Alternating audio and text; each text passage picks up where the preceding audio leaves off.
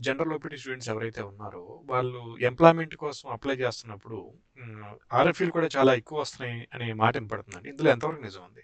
ఇప్పుడు స్టూడెంట్ స్టేటస్‌లో ఇప్పుడు స్టూడెంట్స్ ఏమవుతుందంటే జనరల్‌గా ఏంటంటే యూఎస్ వస్తారు, చదువుకుంటారు. వాళ్ళు గ్రాడ్యుయేషన్ అయిపోతుంది.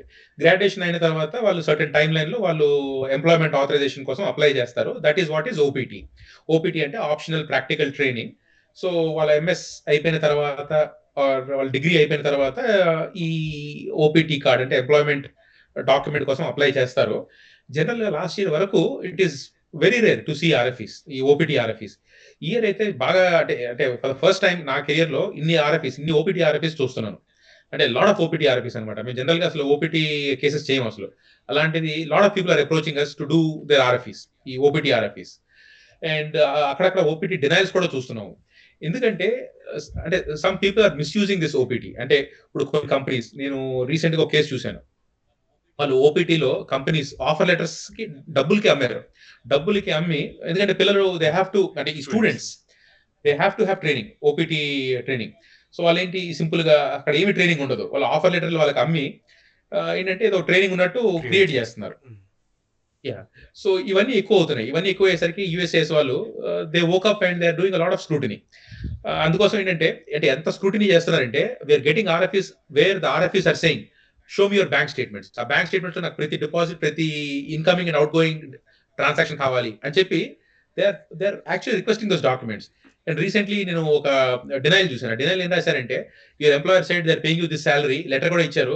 ఎక్కడ బ్యాంక్‌లో ఆ డిపాజిట్స్ నంబర్‌లు మ్యాచ్ అవ్వట్లేదు. ఇంత డిస్క్రిపెన్సీ ఉంది అని చెప్పి డినై చేశారు. సో అంటే నేను ఎప్పుడు చూడనటువంటి ఆర్ఎఫ్ఈస్ అంటే బ్యాంక్ స్టేట్మెంట్స్ ప్రతి ట్రాన్సాక్షన్ కావాలి. పే స్టేట్మెంట్ పడినట్టు. ఒక్కోసారి ఏదైనా క్యాష్ ట్రాన్సాక్షన్స్ ఉంటే అసలు ఎందుకు జరిగింది ఇది? ఇలాంటి క్వెషన్స్ ఇవన్నీ చూస్తున్నాము. అందుకోసం so you be extremely careful. So ఏదన్నా ఇప్పుడు మీరు పార్ట్ టైమ్ జాబ్ చేశారు. మీరు క్యాష్ తీసుకుంటున్నారు. మీరు ఎక్కడో చోట ఇవన్నీ ఏంటంటే tomorrow you'll get this some way USCIS will catch you.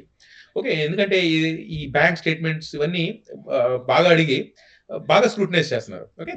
So what that means is you have to be cautious. Make sure you doing you're following the rules like you should. So రేపు నిజంగా వచ్చి ఇవన్నీ అడిగినా కూడా you don't have a problem. Okay. But RFEs అయితే వస్తున్నాయి. సో ఏంటంటే just make sure you're working with a legitimate company. ఇప్పుడు ఈవెన్ స్మాల్ కన్సల్టెన్సీ కంపెనీ అయినా కూడా అదేం ప్రాబ్లమ్ కాదు. ఇప్పుడు స్మాల్ కన్సల్టెన్సీ కంపెనీస్‌లో జెన్యూన్‌గా ఉండవని ఏమీ లేదు. Small consultancy company, big consultancy company as long as they training you. ఎందుకంటే మెయిన్ థింగ్ ఏంటంటే ఫస్ట్ 1 ఇయర్ మీకు ట్రైనింగ్ రావాలి. అంటే it's not that you earn money. మీకు ట్రైనింగ్. ఎందుకంటే initial 1 year is training.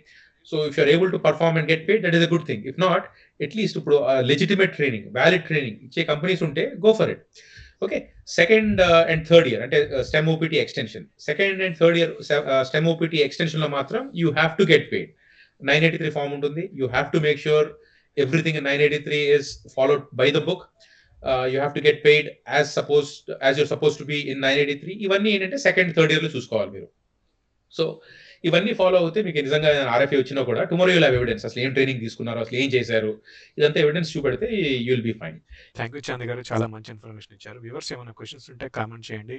Next సెషన్‌లో చాంద్ గారిని అడిగి వాటిపై మరిన్ని వివరాలు తెలుసుకుందాం. థ్యాంక్ యూ చాంద్ గారు.